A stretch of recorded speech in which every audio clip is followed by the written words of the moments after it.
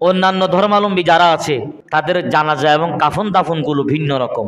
এই যে পুড়ে ফেলে মানুষগুলো দেখতে, চোখের সামনে একজন মানুষ ছাই হয়ে যাচ্ছে চোখের সামনে, কেন বুঝে না ইসলামটা কেমন?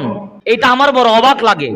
অথচ আমাদের মুসলমানের যত বড় পাপী হোক না কেন, যত বড় জালেম হোক না কেন, যত বড় গুনাহগার হোক না কেন, ইজ্জত নিয়ে কাঁধের মধ্যে নিয়ে দুলার মতো আমরা কবরের মধ্যে পৌঁছাই। সুবহানাল্লাহ বলেন। একজন মওদুদি মদ খাই, জানাজার নামাজ পড়তে এসে সে আগে মরে যাওয়ার আগে মদ খাইতো, আমি তার জানাজার নামাজ পড়বো না এমন বলে কেউ কি পালাইছে? না।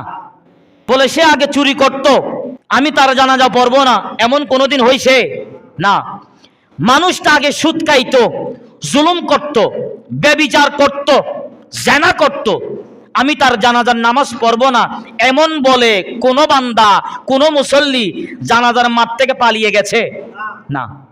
মানুষ মরে গেলেও যা হবে কবরে হবে, যা বুঝবে আল্লাহ এবং বান্দা বুঝবে, কিন্তু আমরা ইজ্জত সহকারে তাকে কবরের মধ্যে পৌঁছিয়ে দিই। সুবহানাল্লাহ।